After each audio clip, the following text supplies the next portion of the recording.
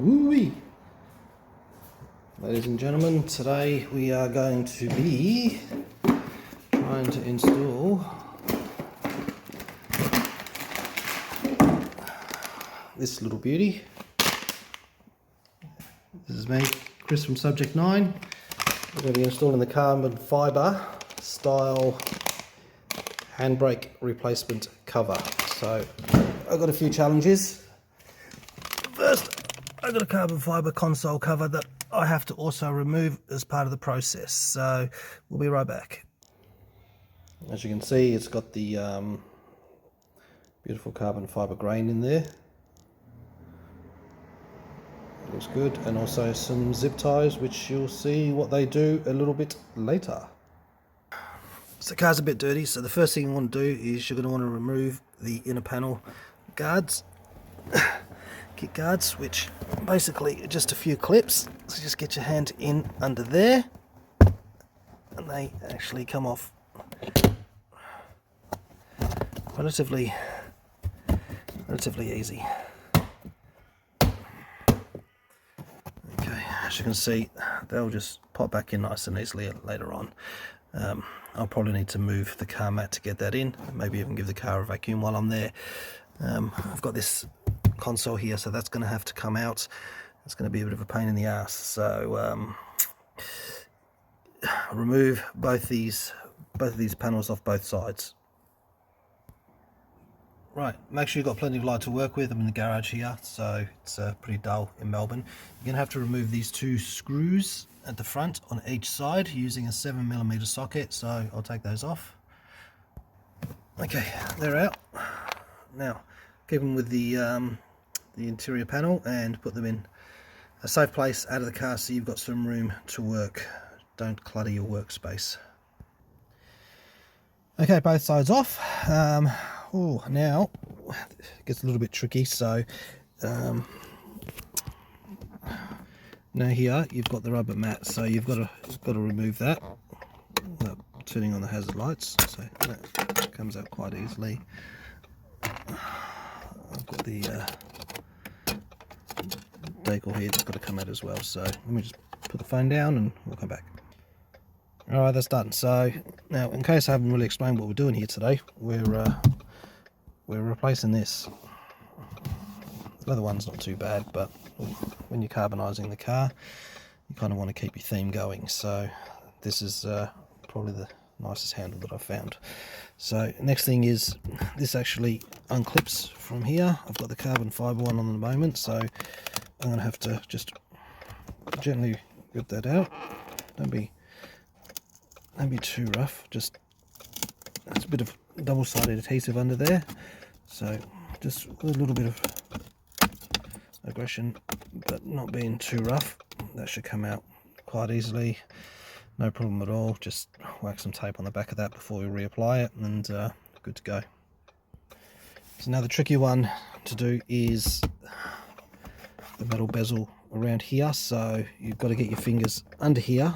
I kind of need two hands, so I'm going to have to put the phone down, but essentially what you want to do is get your fingernails into here. If you've got a panel tool removal kit, which I do, I actually might grab that. You want to get a bit of a hook underneath there.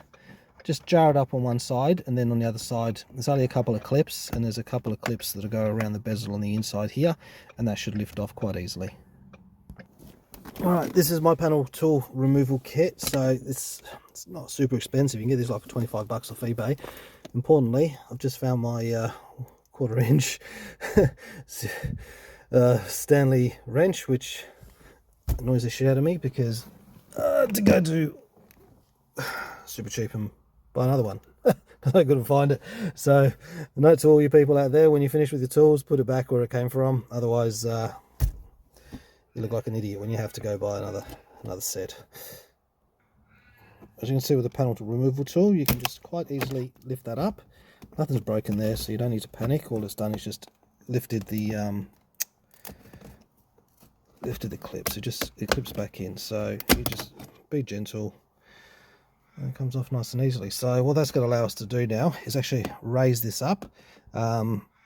We've got a couple of bolts to undo back here, which I'll get to in a second. Some guys replace or remove the whole console. I'm going to cheat a little bit. I think I can actually replace this without removing the whole console, maybe just lifting it up. But we'll see how we go. So it's not taken us too long so far. All right, so here what I've done is you've got to remove the top console here. So I think I'm going to get away with not replacing or taking the carbon fiber cover off. So slid the panel removal tool underneath the crease here, just to give it a little bit of play, and then the other panel removal tool I've got there, I've just wedged it underneath, and that just lifts the clips up quite easily. So do that on both sides, and then you'll find we'll get a bit of slack in the console cover, and we should be able to slide it up. So it hasn't taken too long so far. Okay, once you've you can pry up the back here, which I've done with panel removal tool, and then slowly you can actually pull this up. You'll hear a few cracks. That's just the clips, so don't panic too much. I'm going to cheat a little bit because I think I only need about this much play in order to get the handbrake boot line out. So I want to see how we go with it, and we'll come back. Alright, so what we're going to be attempting to do is remove this screw here.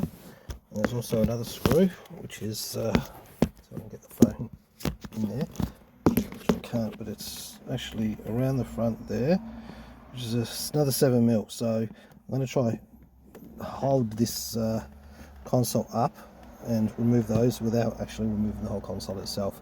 That means I'm not going to have to remove the steering, the gear shift knob. Alright, I've got the first bolt off, so I've come around to the passenger side. You can see the second bolt is here. Again, it's 7mm, so it makes it kind of easy. I don't know if you can see it, I'll try to get in there. It makes it kind of easy with not having to swap out sockets every 5 seconds, unlike most of the parts on this car. So I'm going to get that out, and then we'll try to remove the boot sleeve. Alright, so you can see not a lot of room to work with, so the important thing is just be patient with it. Once you feel like it's almost out, then you can probably just take the rest of the thread out with your fingers. Alright, so we've managed to get the boot sleeve through, so a little bit of playing around and you can pull that directly through the console, which means you don't have to remove the gear shift lever. Just handy. So next step is we're going to pull this all the way up. We've got a zip tie around here. We've got to cut that zip tie off, and the whole boot cover is going to come off. Alright, now that's off. So what we've got to do is we've got to get a screwdriver.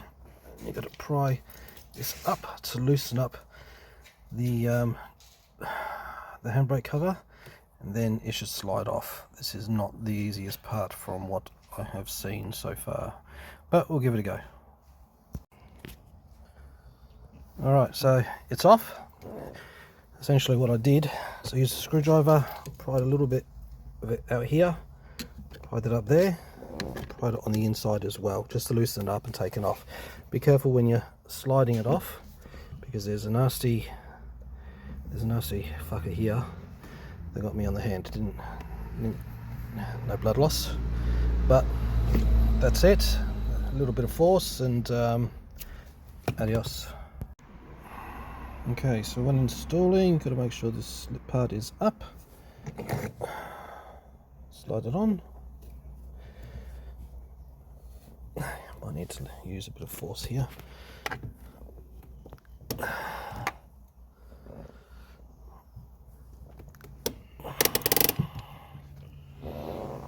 That's on. Lovely. Okay, so we had to we ran into a problem. So just to let guys know, this is a very bit of a tight squeeze around the release knob. So just before you go with the full install, just make sure that that slides in nicely, because I've done a little bit of damage to this one, but you want to make sure that you get that button click. If you don't get that, that means the hole's a little bit too tight. So I ended up just filing it out a little bit, just to make it fit a bit more smoothly and make sure that my park brake's working. Crisis averted. Alright, so she's on. Now what we've done is we've slid the boot liner back on. We've got to put a tie down around here. Not that I think it's going to come off. Bloody hard to get on, but we'll put a zip tie around here, and then we'll try reassemble. Alright, now we've squeezed the boot cover back through. You can see that you want to line up all the screws down here and get the screws back in place into the right spot.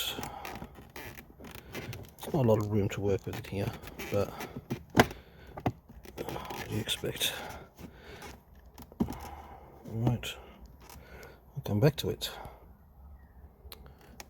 What I'm doing, just as a tip, is getting both bolts in, but just finger tight to start off with. You want to make sure you don't accidentally pinch any of the wirings that are underneath, yeah, because that's where things go wrong. Now I've done the back bolt first. The boot liner bracket here actually has some clips in it, so just make sure those clips are nicely in place before you try to get that last screw in. It's in a ship position, but yeah, I'm gonna have to do it finger tight first, so the camera's gonna have to go down, and then we'll come back to it.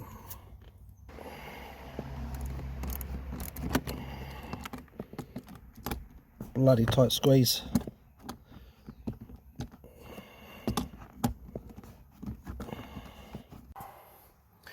Alright, we're somewhat back together, all working nice.